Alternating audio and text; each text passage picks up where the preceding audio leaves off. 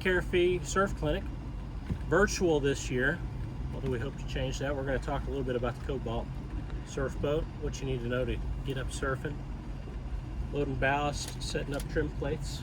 So we're going to start right here in the front. So it's a pretty basic setup. On the Watauga Cobalt boat, it's more of a manual setup. You're going to see three controls here that are going to run your ballast, fill, and empty functions. Top side for fill, all three. Middle will shut them off. Empty obviously will empty those tanks for you when you're done with your day or you're done surfing. I recommend on the ballast tanks not filling them until you are going to actively surf, because it will take much longer for the boat to get up on plane. You'll burn a lot more fuel and this and that. So if you're just cruising around, there's no need to fill these tanks. It only takes about 5 to 6 minutes to do so anyway. So getting ready for a surf session on these, you can just click these all to fill. And the nice thing about these, they won't shut off automatically, but when they do have overflows on the side of the boat, both sides, about middle of the boat. So when you start to see that water flowing out, you'll know that that tank is full. You're not doing any damage. You just return that switch to center, and once all three tanks are full, you're ready to start. Next thing you're going to look for is your surf left and surf right button here. Once you're actually ready to surf, you're going to see surf left and surf right on this. It's just a spring-loaded switch. So if your goal is to surf right, you would push that button in. You'll see the light is blinking. That's actually moving the hydraulic plates underneath the boat in the back of the boat to set it up. Once you see the solid toned light, you're ready to surf on the right side of the boat for the hydraulic plate. The next thing you're going to want to go to is your cruise control. You're going to see this zero off cruise control, and it's very simple. You're seeing a real-time speed, which we're not moving, so 0, that's your set speed, what you want, and then on and off. I would start out at 11 miles an hour.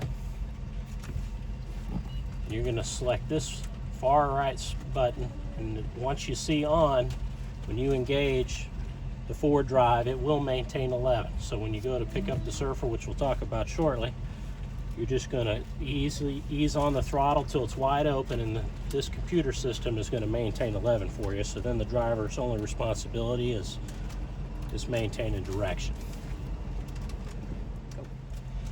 Now you'll notice this performance mode switch here. Right now we're in manual. You'll see that lit up, which is telling you that you have manual control over these plates, but basically your plates in the back of the boat are fully up against the bottom of the boat, so they're not doing anything back there for you, which is what you want for cruising around. Now, if you've been surfing with your ballast tanks full and you're just trying to move around the location of the lake, what this performance mode is going to allow you to do by selecting it, same deal here as in the surf left or right, it's going to blink, and once it's solid, you're ready to move. Once it's solid, what it's done is it's put both plates on the back of the boat down. Given that all the ballast is located in the center or further back on the boat, it makes the boat more difficult to get on plane with a lot of people in it. So if you enact this performance mode with your ballast full, it will greatly reduce your time to plane and make it a lot easier to move around the lake. On an additional note that I will say that you should monitor during surfing, I like to have a depth meter and a trim on this, and you'll notice if you select one of the surf functions, it's going to automatically move this trim for you to a position that is preset that feels best. And what that's done is it's going to allow the front of the boat to remain a lot higher while you're surfing, which will increase the size and the power of the wave behind you. Once it's set, however, if you want to mellow the wave out for smaller riders or people that are more on the beginner side, you'll just lower that trim setting down on the throttle control to 50 or even 40%, and that'll enable the wave to be much flatter and easier to ride for newer riders or younger children.